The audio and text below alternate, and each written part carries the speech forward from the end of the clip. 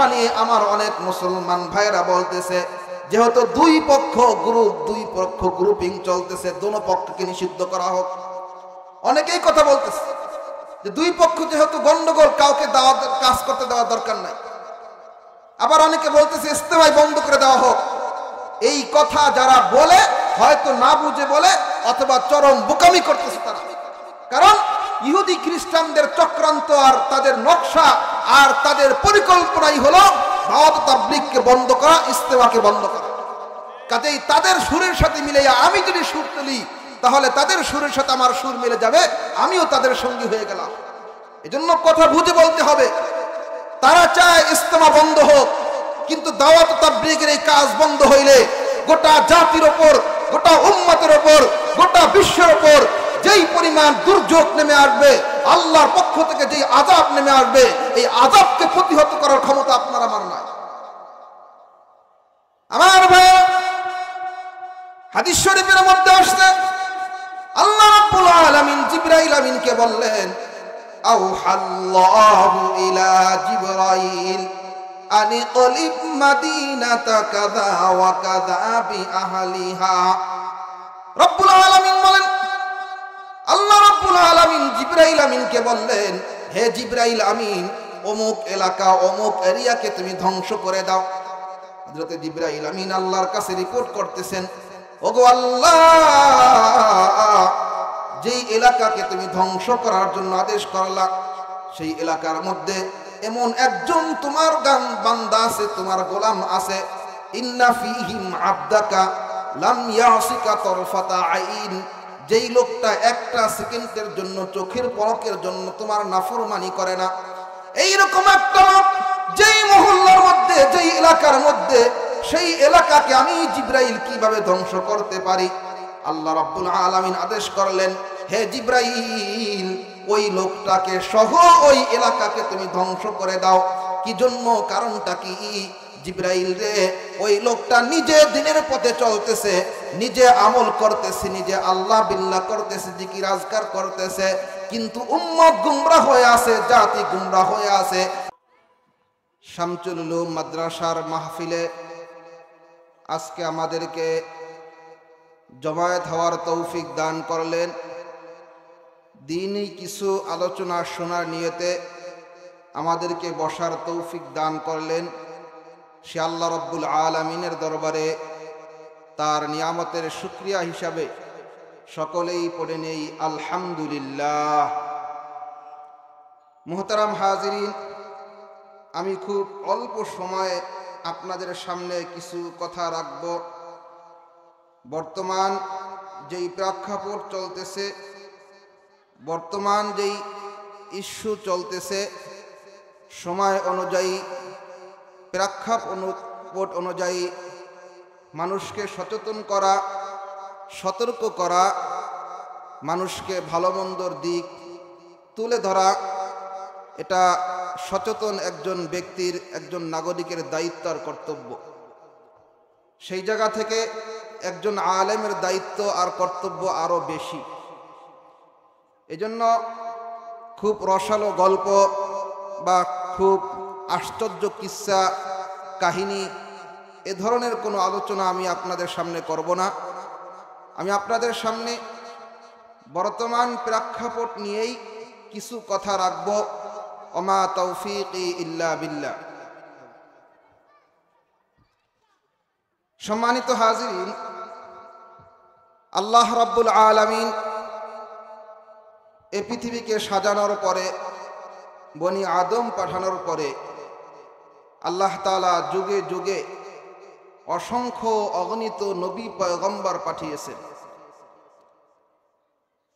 ওয়া ইম মিন উম্মাতিন ইল্লা খলা ফিহা নাযীর। কোরআন সাক্ষী দেয়, পৃথিবীর এমন কোনো ভূখণ্ড নাই, এমন কোনো এলাকা নাই, এমন কোনো গোত্র নাই, এমন কোনো রাষ্ট্র নাই, এমন কোনো পৃথিবীর এমন কোনো এরিয়া নাই যেখানে আল্লাহর পক্ষ থেকে ভীতি প্রদর্শনকারী নবী পয়গম্বর আল্লাহ পাঠাননি। অর্থাৎ পৃথিবীর শিমাল থেকে জনুব পর্যন্ত, মাশরিক থেকে মাগরিব পর্যন্ত পৃথিবীর এরিয়ায় যত জায়গায় মানুষ বসবাস করতেছে সব জায়গায় আল্লাহ রাব্বুল আলামিন ভীতি প্রদর্শনকারী, আল্লাহ সম্পর্কে সতর্ককারী আল্লাহ তাআলা পাঠিয়েছেন আল্লাহর কোরআন বলে। এজন্য পৃথিবীতে এমনও হয়েছে একই সময়ে, একই টাইমে, একই যুগে একাধিক নবী পৃথিবীতে কাজ করতেছিলেন, এরকমও গেছে। কিন্তু আপনার আমার পয়গম্বর, আপনার আমার নবী বিশ্বনবী সাল্লাল্লাহু আলাইহি ওয়াসাল্লামকে আল্লাহ তাআলা সর্বশ্রেষ্ঠ নবী, সর্বশেষ নবী, খাতামুন নবিয়্যিন করে এই পৃথিবীতে পাঠালেন। তারপরে আর কোনো নবী আসবে না। নবীদেরকে আল্লাহ তাআলা যেই দায়িত্ব আর কর্তব্য দিয়ে এই পৃথিবীতে পাঠিয়েছিলেন, সেই দায়িত্ব আর কর্তব্য হলো মানুষকে আল্লাহমুখী করে দেওয়া। যে সমস্ত মানুষ আল্লাহ বিমুখ হয়ে যায়, শয়তানের ধোঁকায় পড়ে, নফসের তামান্নায় পড়ে বিভিন্ন গুনাহের কাজে লিপ্ত হয়ে যায়, নাফরমানিতে লিপ্ত হয়ে যায়, আল্লাহর অবাধ্যতায় লিপ্ত হয়, এই সমস্ত মানুষগুলিকে দিনের পথে আনা, দিনের সঠিক বুঝ দেওয়া, আল্লাহকে চিনানো, এই দায়িত্ব আর কর্তব্য ছিল নবীদের। নবীদের এই ধারা আপনার আমার পয়গম্বর বিশ্বনবী মুহাম্মদুর রাসূলুল্লাহ সাল্লাল্লাহু আলাইহি ওয়াসাল্লামের মাধ্যমে খতম হয়েছে। তিনি ঘোষণা করেছেন, আনা খাতামুন নবিয়্যিন লা নাবিয়্যা বাদি। হে আমার উম্মতেরা শোনো, আমি সর্বশেষ নবী, আমার পরে আর কোনো নবী আসবে না। রাসূল সাল্লাল্লাহু আলাইহি ওয়াসাল্লামের এই সুস্পষ্ট ঘোষণা কিয়ামত পর্যন্ত গোটা উম্মতি মুহাম্মাদের জন্য একদিকে যেভাবে আনন্দের কারণ, অন্যদিকে সতর্কবাণী। যদি আমার পরে আমি পয়গম্বর মুহাম্মদুর রাসূলুল্লাহ সাল্লাল্লাহু আলাইহি ওয়াসাল্লামের পরে পৃথিবীর কোনো ভূখণ্ড, কোনো এরিয়া, কোনো এলাকা, কোনো রাষ্ট্র, কোনো জায়গা থেকে যদি নিজেকে নবী দাবি করার মতো কোনো লোক তৈরি হয়, নিজেকে নবী দাবি করে, কেউ নবুয়তের দাবি করে, নিঃসন্দেহে সে মিথ্যাবাদী, নবুয়তের দাবিতে সে মিথ্যাবাদী কাজ্জাব। আল্লাহ রাসূল সাল্লাল্লাহু আলাইহি ওয়াসাল্লাম তিনি চলে গেছেন আজ থেকে 1400-1450 বছর আগে এই পৃথিবী থেকে তিনি বিদায় নিয়েছেন। বিদায়ের শেষ মুহূর্তে বিদায় হজের ভাষণ যেটাকে আমরা বলি, সেই বিদায় হজের ভাষণে আপনার আমার পয়গম্বর আল্লাহর নবী সাল্লাল্লাহু আলাইহি ওয়াসাল্লাম আপনার আমার প্রতি কিছু দায়িত্ব আর কর্তব্য রেখে গেছেন। এই দায়িত্ব আর কর্তব্য যদি পালন করতে পারি, তাহলে আমি নিজেকে নবীর উম্মত বলে দাবি করতে পারবো, কিয়ামতের ময়দানে নবীজির সুপারিশের আশা করতে পারবো। যদি এই দায়িত্ব আর কর্তব্য পালন করতে ব্যর্থ হই, পালন না করি, অলসতা করি, এই দায়িত্ব পালনে গাফলতি করি, তাহলে কিয়ামতের ময়দানে নবীর উম্মত বলে আমি পরিচয় দিতে পারবো না।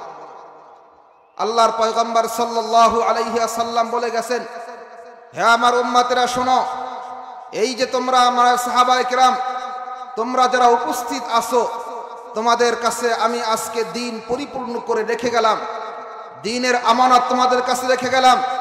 এই আমানত পরবর্তী প্রজন্ম পর্যন্ত, পরবর্তী উম্মত পর্যন্ত, পরবর্তী মানুষ পর্যন্ত এই দাওয়াত এবং এই আমানত পৌঁছে দেওয়ার দায়িত্ব তোমাদের। এই দায়িত্ব যুগে যুগে পালন হয়ে আসছে, যুগে যুগে মানুষ পালন করতেছে। ওলামায়ে কেরাম, দ্বীনের মুবাল্লিগগণ, দ্বীনের মুহাদ্দিসগণ, দ্বীনের আলেমগণ, ওলামায়ে কেরাম যুগে যুগে এই দায়িত্ব কর্তব্য পালন করছেন নবীর ওয়ারিস হিসাবে। আল্লাহর পয়গম্বর সাল্লাল্লাহু আলাইহি ওয়াসাল্লাম বলেছেন, ফাল ইউবাল্লিগু শাহিদুল গায়েব। আজকে যারা তোমরা এখানে উপস্থিত আছো, তোমাদের দায়িত্ব আর কর্তব্য হলো যারা অনুপস্থিত তাদের কাছে আমার এই মেসেজ পৌঁছে দেওয়া। এই বাচ্চাদেরকে একটু থামান, এখানে দায়িত্ব কে আছে? আল্লাহ রাসূল সাল্লাল্লাহু আলাইহি ওয়াসাল্লাম বলে গেছেন, তোমরা যারা উপস্থিত আছো তোমাদের প্রত্যেকের প্রতি দায়িত্ব আর কর্তব্য হলো যারা অনুপস্থিত তাদের কাছে পৌঁছে দেওয়া। আমার দিন পৌঁছে দেওয়া। আল্লাহর পয়গম্বর সুস্পষ্ট ঘোষণা দিয়েছেন, বাল্লিগু আন্নি ওয়ালাউ আয়া, আমার পক্ষ থেকে একটি বাণী হইলেও অন্যের নিকট পৌঁছে দাও। সম্মানিত হাজিরিন, আল্লাহর পয়গম্বর সাল্লাল্লাহু আলাইহি ওয়াসাল্লাম হাদিস শরীফের মধ্যে বলেছেন, কুল্লুকুম রাঈন ওয়া কুল্লুকুম মাসউলুন আন রাইয়াতিহি। হে আমার উম্মতেরা, তোমরা প্রত্যেকেই দায়িত্বশীল, প্রত্যেককেই আল্লাহ রাব্বুল আলামিন কিয়ামতের ময়দানে তার দায়িত্ব সম্পর্কে জিজ্ঞাসা করা হবে। কাজেই এই হাদিসের আলোকে আপনি আমি প্রত্যেকেই দায়িত্বশীল। কেউ হয়তো দায়িত্ব পালন করি, কেউ হয়তো দায়িত্ব পালন করি না, অলসতা করি, কিন্তু দায়িত্ব কিন্তু সকলের উপরেই দেওয়া আছে, সকলের উপরে দায়িত্ব চাপানো আছে। এই দায়িত্ব পালনে যদি আমরা ব্যর্থ হই, কিয়ামতের ময়দানে আল্লাহর দরবারে হিসাব দিতে হবে। যদি এই দায়িত্ব আমরা পালন না করি, আল্লাহ পাক তার দিনের কাজ চালিয়ে নেবেন, দিনের কাজ চলবে, কিন্তু আল্লাহর দিনের কাজ আপনি আমি না করার কারণে কিয়ামতের ময়দানে আল্লাহর কাছে জবাব দিতে হবে। এই দায়িত্ব পালনের অংশ হিসাবে কেউ মাদ্রাসা করে মাদ্রাসার লাইনে দিনের মেহনত করতেছে, এই দায়িত্ব পালনের অংশ হিসাবে কেউ পীরের খানকা করে হক্কারি পীর মাশায়েখগণ মানুষকে ইসলাহের মাধ্যমে এই দায়িত্ব পালন করতেছেন, দাওয়াত ও তাবলীগের কাজ করতেছেন। কেউ বিশ্বব্যাপী দাওয়াত ও তাবলীগের নামে প্ল্যাটফর্ম তৈরি করে সারা দুনিয়ায় মানুষের কাছে নবীর দিন, আল্লাহর দিনকে মানুষের দ্বারে দ্বারে পৌঁছে দেওয়ার ব্যবস্থা করেছেন। আবার কেউ অস্ত্রের মাধ্যমে, জিহাদ ফি সাবিলিল্লাহর মাধ্যমে, দিন কায়েমের মাধ্যমে, রাষ্ট্র পর্যায়ে আল্লাহর দিনকে প্রতিষ্ঠিত করার মাধ্যমে এই দায়িত্বের কর্তব্য পালন করার চেষ্টা চালিয়ে যাইতেছে। আল্লাহ রাব্বুল আলামিন বলেন, ওয়ামান আহসানু কাওলাম মিম্মান দাআ ইলাল্লাহ মিম্মান দাআ ইলাল্লাহি ওয়া আমিলা সালিহা ওয়া ক্বালা ইন্নানি মিনাল মুসলিমিন। আল্লাহ রাব্বুল আলামিন বলেন, ওই ব্যক্তির কথার চাইতে শ্রেষ্ঠ কথা আর কার হতে পারে? শ্রেষ্ঠ কথা আর কার হতে পারে? যেই লোকটা মানুষকে দিনের পথে আহ্বান করে, দিনের পথে ডাকে, যে লোকটা মানুষকে আল্লাহর রাস্তায় ডাকে, সেই লোকটার কথা আল্লাহর কাছে সবচাইতে শ্রেষ্ঠ কথা। যেই কথায় মানুষকে দিনের পথে ডাকা হয়, সেই কথা শ্রেষ্ঠ কথা। আমার ভাইরা, আল্লাহর পয়গম্বর সাল্লাল্লাহু আলাইহি ওয়াসাল্লাম তিনি শুধুমাত্র একজন ব্যক্তি। গোটা আরবের মধ্যে, গোটা ভূখণ্ডের মধ্যে, গোটা পৃথিবীর মধ্যে অন্ধকারাচ্ছন্ন সময়টাকে আইয়ামে জাহিলিয়াতের যুগ বলা হয়, অন্ধকারের যুগ বলা হয়, বর্বরতার যুগ বলা হয়। সেই সময়টায় আল্লাহর পয়গম্বর সাল্লাল্লাহু আলাইহি ওয়াসাল্লাম দিনের কাজ শুরু করলেন, দিনের মেহনত শুরু করলেন। আল্লাহর হাবিব সাল্লাল্লাহু আলাইহি ওয়াসাল্লাম দিনের কাজ করতে থাকলেন। মাত্র 23 বছর দাওয়াতের কাজ করলেন। 23 বছরে সাহাবায়ে কেরামের সংখ্যা হলো 1.5 লক্ষ সাহাবায়ে কেরাম। এরপরে আবু বকর রাদিয়াল্লাহু তাআলা আনহু, ওমর ফারুক রাদিয়াল্লাহু তাআলা আনহু, ওসমান গনি রাদিয়াল্লাহু তাআলা আনহু, হযরত আলী রাদিয়াল্লাহু তাআলা আনহুম, এদের মাধ্যমে ইসলামী খিলাফত কায়েমের মাধ্যমে এই দ্বীনের প্রচার প্রসার শুরু হলো। দ্বীনের প্রচার প্রসার চলতে থাকলো। মাত্র 30 বছরের ব্যবধানে খলিফাতুল মুসলিমিন ওমর রাদিয়াল্লাহু তাআলা আনহুর যুগ পার হতে না হতেই তাম পৃথিবীর অর্ধজাহান, গোটা বিশ্বের অর্ধজাহান মুসলমানদের হাতে চলে আসলো। পৃথিবীর অর্ধেক রাষ্ট্র মুসলমানদের শক্তির অধীনে, রাষ্ট্রের অধীনে, খেলাফতের অধীনে চলে আসলো। আল্লাহর দ্বীনের এই তাবলীগ, আল্লাহর দ্বীনের এই দাওয়াতকে সাহাবায়ে কেরাম পুঙ্খানুপুঙ্খানুভাবে আদায় করলেন। কেউ আফ্রিকায় চলে গেলেন, কেউ লিবিয়ায় চলে গেলেন, কেউ আবার সিরিয়ায় চলে গেলেন, কেউ ইরাকে চলে গেলেন, কেউ আবার পৃথিবীর এক প্রান্ত থেকে অপর প্রান্তে চলে গেলেন। 100 লক্ষ সাহাবায়ে কেরাম, মাত্র 10 থেকে 15 হাজার সাহাবায়ে কেরামের কবর হলো মক্কা আর মদিনায়। আর বাকি সমস্ত সাহাবায়ে কেরামের কবর পৃথিবীর আনাচে কানাচে পড়ে রইল। এজন্য পড়ে রইল তারা তিনিদের সংসার, বাড়িঘর, জমি জামা, আপনজন সব কিছুকে ত্যাগ করে আল্লাহর জমিনে আল্লাহর দ্বীনকে কায়েম করার জন্য পৃথিবীর নানা প্রান্তে ছড়িয়ে পড়লেন। আমার ভাইরা, এভাবে দিনের কাজ চলতে থাকলো। দিনের দাওয়াতের কাজ পৃথিবীর নানা প্রান্তে ছড়ে ছড়ে আপনার আমার পর্যন্ত দিনের কাজ চলে আসলো। দীর্ঘ 1200 বছর পর্যন্ত দিনের এই কাজ ইসলামী খেলাফতের মাধ্যমে, বিশাল সাম্রাজ্যের মাধ্যমে মুসলিম শাসকগণ কাজ করলেন। 1200 বছর পরে 1400 শতাব্দীতে, 1924 শতাব্দীতে এই জমিন থেকে ইসলামী খেলাফতকে ষড়যন্ত্রের মাধ্যমে ধ্বংস করে দেওয়া হলো। দিনের কাজ একে একে নিস্তব্ধ করে দেওয়ার জন্য বিশ্বব্যাপী যত ইহুদি খ্রিস্টান আছে চক্রান্ত ষড়যন্ত্র করে সফল হলো। আমার ভাইয়েরা, এই যে যেই তাবলীগের প্ল্যাটফর্ম, যেই দাওয়াত ও তাবলীগের কাজ আজকে গোটা দুনিয়া ব্যাপী চলতেছে, মাওলানা ইলিয়াস রহমাতুল্লাহি আলাইহি তিনি দাওয়াত ও তাবলীগের কাজ আরম্ভ করলেন, শুরু করলেন। দাওয়াত ও তাবলীগের কাজ শুরু করার পরে 1910 সালে তিনি কাজ শুরু করলেন। আস্তে আস্তে এই দাওয়াতের মেহনত এই পর্যন্ত গিয়ে পৌঁছলো। আজকে পৃথিবীর প্রতিটা ভূখণ্ডে, প্রতিটা রাষ্ট্রে দাওয়াত ও তাবলীগের কাজ আছে না নাই? গোটা পৃথিবীর সব জায়গায়, সব কান্ট্রিতে, সব ভূখণ্ডে মুসলিম, অমুসলিম, ইহুদি, খ্রিস্টান, হিন্দু, বৌদ্ধ, তাম পৃথিবীর প্রতিটা প্রান্তে প্রান্তে দাওয়াত ও তাবলীগের কাজ পৌঁছে গেছে।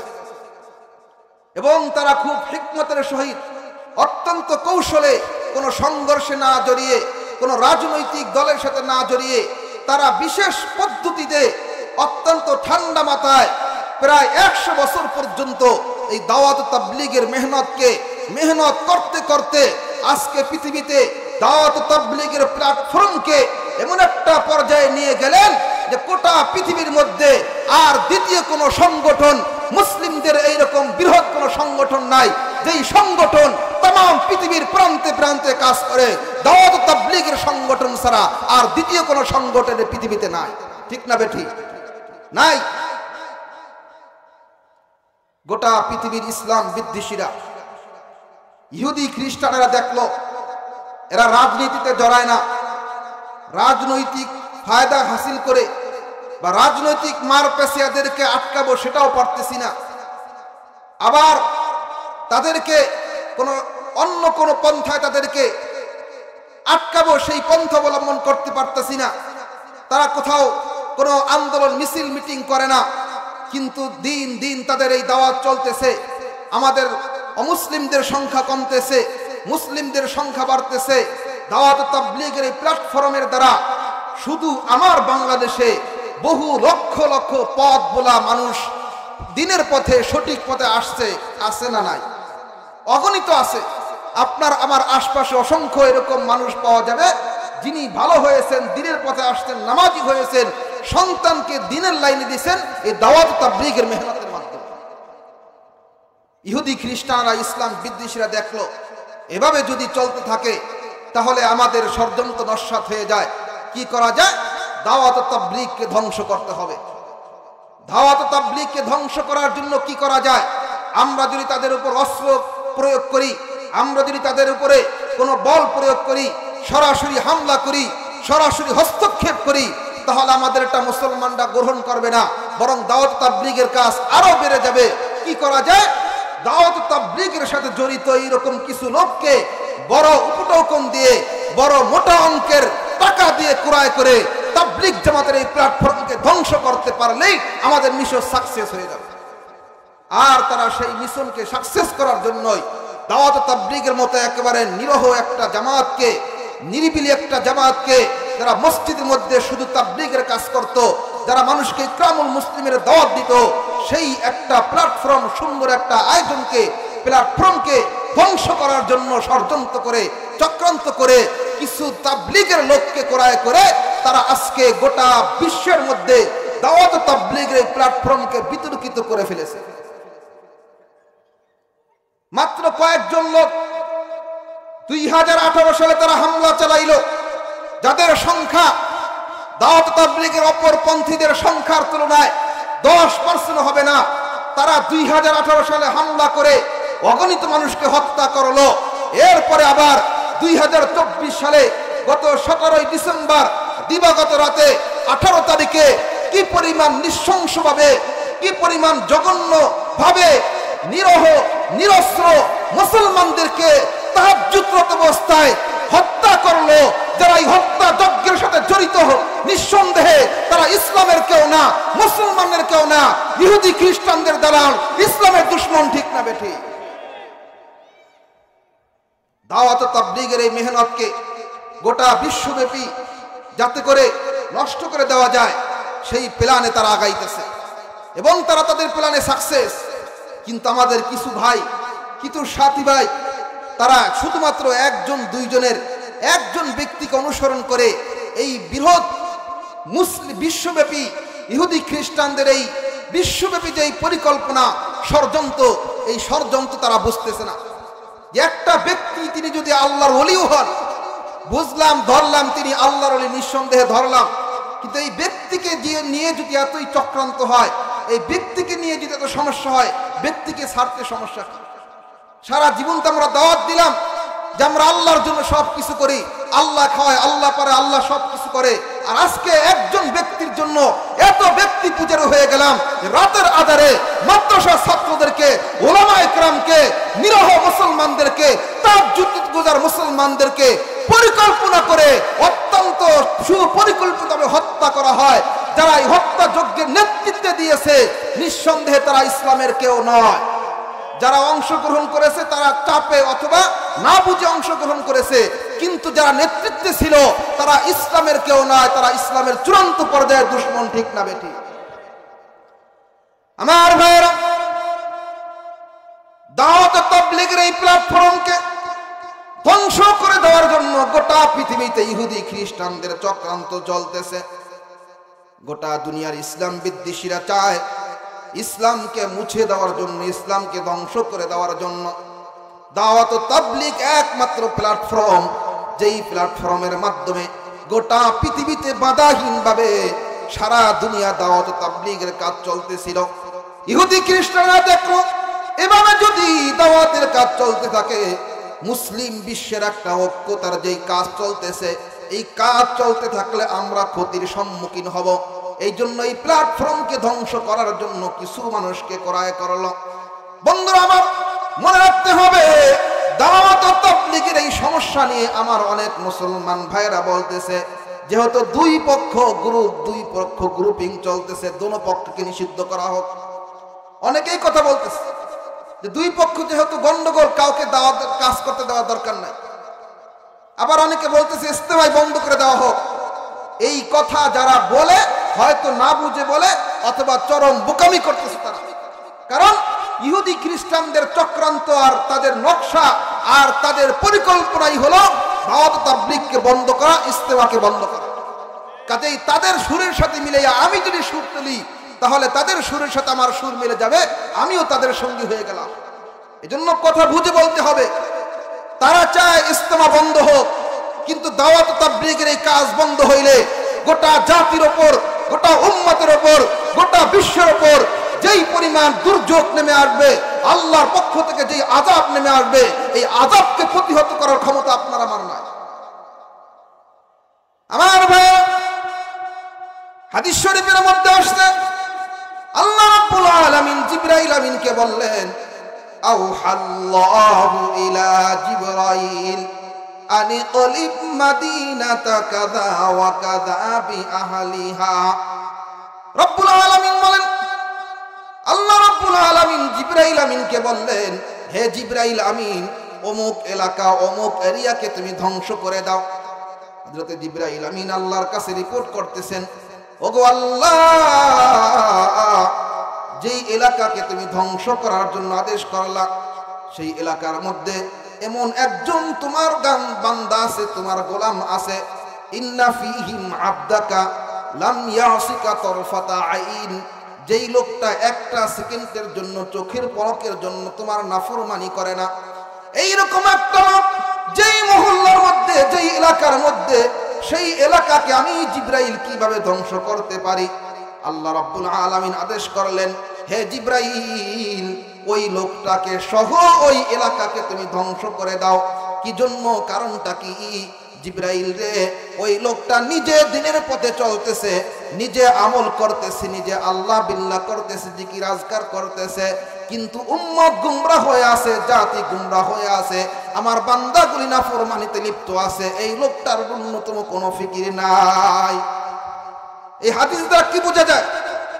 যদি আমি দ্বীনের দাওয়াতের তাবলীগের ফিকির না করি, মানুষকে দ্বীনের পথে আনার ফিকির না করি, তাহলে ওই 2-4 জন আমি নিজে নিজে ভালো পথে চললে আমাকে সহ ধ্বংস নিবার্য হয়ে যাবে।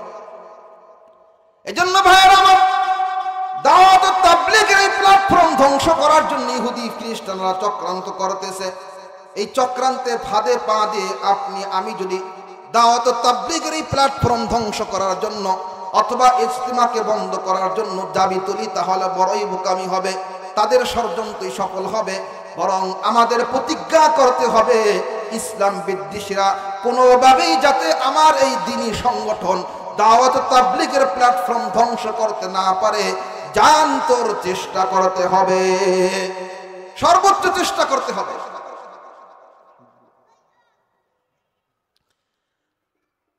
আমার মুসলিম ভাইরা ভালো করে বোঝার চেষ্টা করবেন, গোটা দুনিয়ার, গোটা বাংলাদেশের যত বড় বড় আলেম আছে, আপনার আমার পরিচিত অপরিচিত যত আলেম আছে, সব আলেম একদিকে, আর 2-4 জন লোক যদি অন্যদিকে থাকে, বুঝতে হবে 2-4 জন লোক বিক্রি হয়েছে। সব আলেম বিক্রি হতে পারে না, 2-4 জন বিক্রি হতে পারে। কাজেই 2-4 জন আলেমকে দিয়ে যদি তারা বলে আমাদের পক্ষে আলেম আছে, দিনের কাজ আমরাও করতেছি, মনে রাখবেন আলেম ছাড়া দিনের কাজ যেরকম শুদ্ধ হয় না, আলেমের পরামর্শ ছাড়া দিনের কাজ শুদ্ধ হয় না, ঠিক তেমনি ভাবে সব আলেমকে বাদ দিয়ে 2-4 জন আলেম দ্বারা যারা দিনের কাজের ধোঁকা দেয়, এই ধোঁকাবাদী এই দাওয়াত ও তাবলীগ সঠিক নয়, এটাও সঠিক নয়। কোন সংগঠন বা কোনো ব্যক্তির প্রতি হিংসা বিদ্বেষ ছড়ানোর জন্য নয়, বোঝার জন্য বলতেছি। এই মুআজ বিন নূর যাকে গ্রেফতার করা হয়েছে, তার রেজাল্ট, পরীক্ষার রেজাল্ট বের হয়েছে, তার পরীক্ষার রেজাল্ট বের হয়েছে কোন মানে ছাত্র, সে কোন মানে আলেম। দেশের শীর্ষ বড় বড় আলেম, দেশের আলেমগুলি, মধ্যম পর্যায়ে আলেমগুলি, সব আলেম এক পর্যায়ে, সব আলেম এক সাইডে, আর একেবারে ক্লাসের মধ্যে 3rd ক্লাসের একজন ছাত্র, সে নিজেকে মুখপাত্র বানিয়ে সে একজন পক্ষ নিল, আর তাকে দেখাইয়া বলবা আমাদের পক্ষে আলেম আছে। আরে সে তো ফেল করা আলেম, শুধু ভালো কোনো আলেম না, তার তো কাজ এটাই, সে 2 নম্বরই 6 নম্বরই করে মানুষকে ধোঁকা দিয়ে চলবে, এটাই তো তার কাজ। কাজেই এই 2-4 জনের কারণে দাওয়াত ও তাবলীগের এই বৃহৎ প্ল্যাটফর্মকে ওলামায়ে কেরাম থেকে আলাদা করে যদি অন্য পথে চালাতে চাও, তাহলে বুঝতে হবে তোমাদেরকে নিয়ে একটা গ্রুপ ষড়যন্ত্র করতেছে, যেটা তোমরা বুঝতেছো। এই জন্য অত্যন্ত সুপরিকল্পিতভাবে সাজানো পরিকল্পনা করে যারা এই হত্যাযজ্ঞ করলো, এবং তাদের পক্ষ নিয়ে যারা এখনো আছে, তাদের এখনো যদি বুঝ না হয় এটা ভ্রান্ত দল, এটা ভুলের দল, আর কবে বুঝ হবে?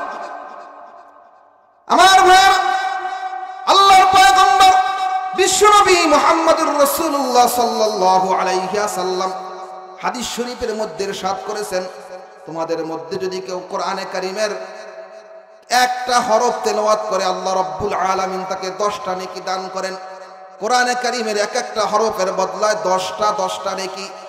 এই যে যেই লোকটাকে নিয়ে বিতর্ক চলতেছে, ওলামায়ে কেরাম যার ব্যাপারে আপত্তি করেছেন, মাওলানা সাদ সাহেব, এই মাওলানা সাদ তিনি যে মন্তব্য করেছেন, তার মধ্যে একটা মন্তব্য হলো কোরআনে কারীম পড়লে না বুঝে, অর্থ না বুঝে পড়লে কোনো সওয়াব নাই। অথচ আল্লাহর পয়গম্বর সাল্লাল্লাহু আলাইহি ওয়াসাল্লাম হাদিস শরীফের মধ্যে বলেছেন, তোমাদের প্রত্যেককে আল্লাহ রাব্বুল আলামিন কোরআনে কারীমের এক একটা হরফে 10টা করে নেকি দান করবেন। এই হাদিস বর্ণনার ক্ষেত্রে উদাহরণ আল্লাহর রাসূল কোনো আয়াত আনেন নাই, আল্লাহর রাসূল অর্থবোধক কোনো আয়াত উচ্চারণ করেন নাই। আল্লাহর রাসূল বললেন আলিফ লাম মিম, এই উদাহরণ আল্লাহর রাসূল টেনেছেন। গোটা দুনিয়ার সমস্ত মুহাদ্দিস, সমস্ত মুফাসসির, সমস্ত আলেম, পৃথিবীর যত বড় বড় মুফাসসির আজ পর্যন্ত কত হয়েছে, কেউ আজ পর্যন্ত আলিফ লাম মিম এর অর্থ কি হবে কেউ আজ পর্যন্ত বলতে পারে নাই। গোটা দুনিয়ার সমস্ত মুহাদ্দিসগণ এখানে এসে কথাই বলেছেন, আল্লাহু আ'লামু বিমুরাদি। আলিফ লাম বলে আল্লাহ পাক কি বলেছেন আল্লাহই তার ইশারা ভালো জানেন, আল্লাহই ভালো জানেন। আল্লাহর রাসূল যেখানে বললেন প্রতিটা হরফে 10 নেকি, সেখানে অর্থবহ কোনো আয়াত না এনে এই আয়াত কেন আনলেন? যে আয়াতের অর্থ দুনিয়ার কেউ জানে না।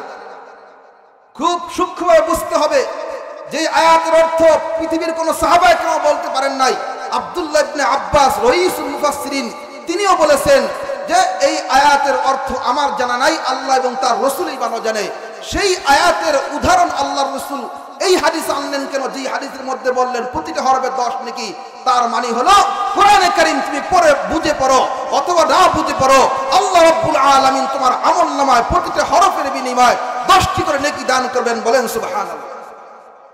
আমার মুসলিম ভাইরা, এই যে আল্লাহর রাসূল বললেন 10টি করে নেকি আল্লাহ রাব্বুল আলামিন দান করবেন, অত্যন্ত দুঃখ আর পরিতাপের সাথে বলতে হয় মাওলানা সাদ সাহেব ভ্রান্ত আর গোমরাহর এটা একটা লক্ষণ হলো তিনি মন্তব্য করেছেন কোরআনে কারীম না বুঝে পড়লে কোনো সওয়াব নাই।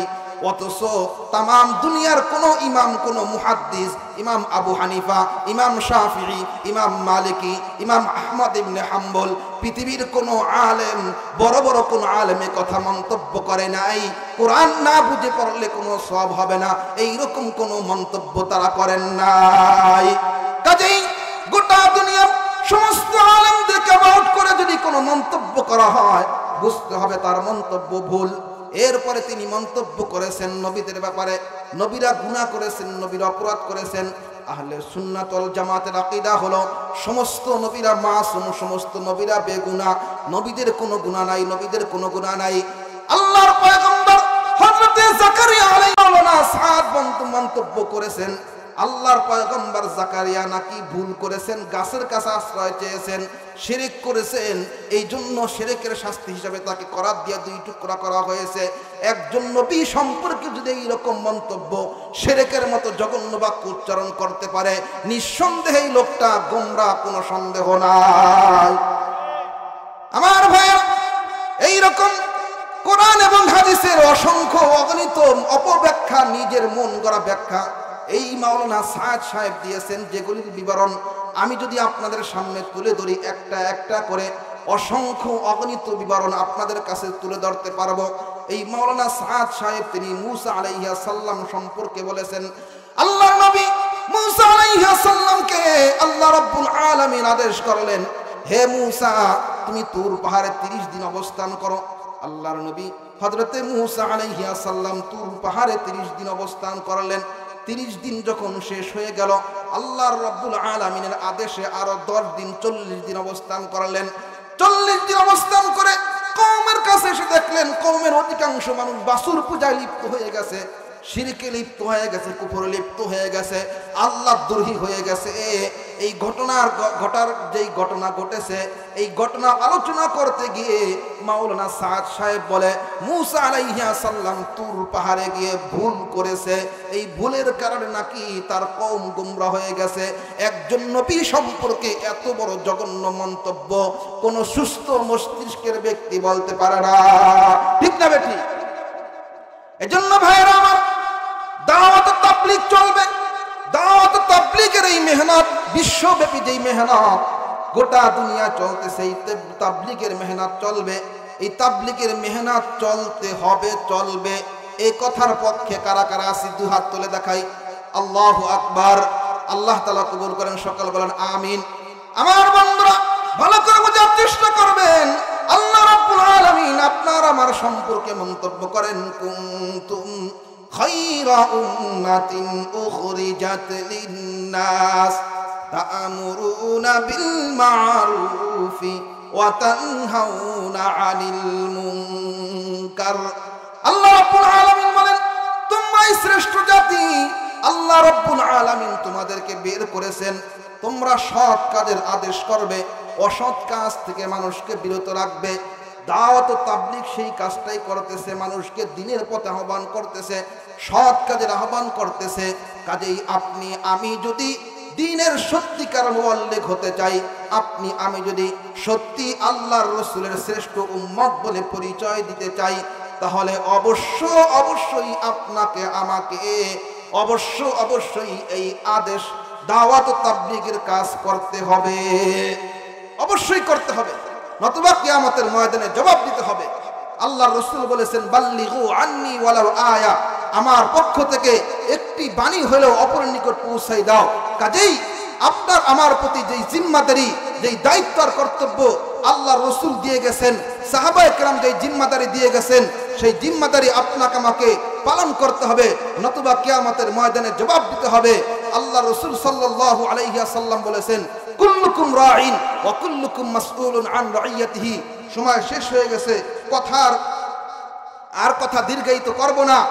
আমি আপনাদের কাছে সর্বশেষ যেই মেসেজটা দিতে চাই, সেই মেসেজটা হলো জুলাই অভ্যুত্থানের পরে দীর্ঘ 17 বছর, দীর্ঘ 15 বছর পর্যন্ত এই জাতির উপর এর জগদ্দল পাথর বসেছিল, যেই পাথর এদেশের জনগণের উপর জুলুম অত্যাচার নির্যাতন করেছিল, মানুষের উপর জুলুম নির্যাতন করে বহু মানুষকে ফাঁসির কাস্টে ঝুলিয়েছিল, বহু মানুষকে জেলখানায় রেখেছিল, নিরপরাধ মানুষকে 15 বছর পর্যন্ত জেলখানায় বন্দী রেখেছিল, আলেম ওলামাদের উপর শাস্তির রুল চালিয়েছিল। সেই জগদ্দল পাথর যখন এদেশ থেকে বিতাড়িত হয়েছে, নতুন এক প্ল্যাটফর্ম তৈরি হয়েছে। গোটা দেশব্যাপী গ্রামে গঞ্জে, মহল্লায় মহল্লায়, পাড়ায় পাড়ায়, এলাকায় এলাকায়, মহল্লায়, প্রতিটা জায়গায়, শহরে বন্দরে, সব জায়গায় এক আওয়াজ, আমরা আর কোনো দল দেখতে চাই না, গণতন্ত্রের পথে হাঁটবো না, সমাজতন্ত্রের পথে হাঁটবো না, রাজতন্ত্রের পথে হাঁটবো না, আমরা অন্য কোনো দলকে সাপোর্ট করি না, এবার আমরা আলেমদেরকে, ইসলামী দলকে ক্ষমতায় আনতে চাই। এইরকম একটা আওয়াজ প্রতিটা জায়গায় উঠছে কি উঠছে না ধরে বলেন? এইরকম একটা আওয়াজ উঠছে। আর এই আওয়াজ ইসলাম বিদ্বেষীরা তারাও বুঝতেছে যে সামনে নির্বাচনকে কেন্দ্র করে ইসলামী শক্তির একটা বিশাল উত্থান হতে পারে, ইসলামী শক্তি ক্ষমতা আসার একটা সম্ভাবনা তৈরি হয়েছে। এই সম্ভাবনাকে ধ্বংস করার জন্য, ইসলামী শক্তিকে নস্যাৎ করার জন্য, ইসলামী খেলাফতের প্ল্যাটফর্মকে ধ্বংস করার জন্য অত্যন্ত সুকৌশলে বিশ্বব্যাপী ষড়যন্ত্র চক্রান্তের মাধ্যমে ওলামায়ে কেরামের সুরাতে দাওয়াত ও তাবলীগকে দুইটা ভাগ করে মুখোমুখি করে দিয়েছে। মানুষ দেখবে, মিডিয়া প্রচার করবে, দুই গ্রুপ হুজুর লাগছে, মানুষের হুজুরদের প্রতি, আলেমদের প্রতি আস্থা নষ্ট হবে। ইসলামী খেলাফত আর ইসলামী প্ল্যাটফর্মের যে বৃহৎ ঐক্য হওয়ার সম্ভাবনা তৈরি হয়েছে, সেটা ধ্বংস হয়ে যাবে। এই ধ্বংস আর ষড়যন্ত্রের নকশা হিসাবে দাওয়াত ও তাবলীগের মধ্যে ফিতনা চলতেছে। ইহুদি খ্রিস্টানদের পক্ষ থেকে এই ফিতনা, ইসলাম বিদ্বেষীদের পক্ষ থেকে এই ফিতনা। এই ফিতনাকে সকল মুসলমান ঐক্যবদ্ধ হয়ে রুখে দিতে হবে, ঠিক না বেঠিক? আল্লাহ রাব্বুল আলামিন আমাদেরকে বোঝার তৌফিক দান করেন। সম্মানিত হাজিরিন, আবারও আপনাদের কাছে অনুরোধ করি, দাওয়াত ও তাবলীগের মেহনত যদি বন্ধ হয়ে যায়, আল্লাহ না করুক, হয়তোবা এই জাতির উপর আযাব আসতে পারে। এবং আমি যেটা বললাম এটা আবেগের কথা নয়।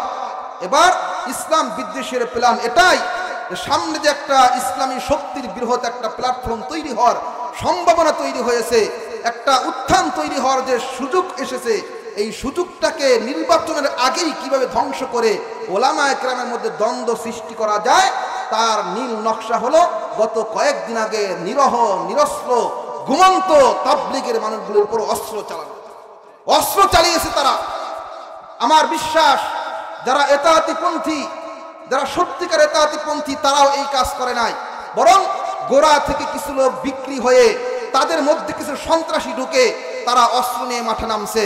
এবং আপনারা কাকরাইল গেলে দেখবেন কাউকে মুখে আঘাত করা হয়েছে, এক লোকের শুনলাম একেবারে ঘাড়ের এখানটা অনেকখানি আপনার আলাদা হয়ে গেছে। কি কারণ জিজ্ঞাসা করা হলে সে বলল, আমাকে শোয়াইয়ে ছুরি চালানো হয়েছিল বুকের মধ্যে, গলার মধ্যে, কিন্তু আমি জোরে ধাক্কা দেওয়ার কারণে আমার ঘাড়ে লাগছে। কারো নাক পড়ে গেছে, কারো ঠোঁট পড়ে গেছে, কারো আপনার কান পড়ে গেছে, সরাসরি অস্ত্র দিয়ে পেটের মধ্যে আঘাত করে মানুষ হত্যা করা হয়েছে। এটা তাবলীগের সাথে জড়িত কেউ করে নাই। নিঃসন্দেহে তাবলীগের মধ্যে ইসলামের দুশমন ঢুকে ইসলাম তাকে ধ্বংস করার চেষ্টা করেছে। আমাদের সজাগ থাকতে হবে, সতর্ক থাকতে হবে। সন্ত্রাসীদের কোনো আস্তানা এই বাংলার জমিনে হবে না, ঠিক না বেঠিক? আল্লাহ রাব্বুল আলামিন আমাদেরকে কথাগুলি বুঝার, আমল করার তৌফিক দান করেন। আমিন। ওয়া আখিরু দাওয়ানা আলহামদুলিল্লাহি রাব্বিল আলামিন।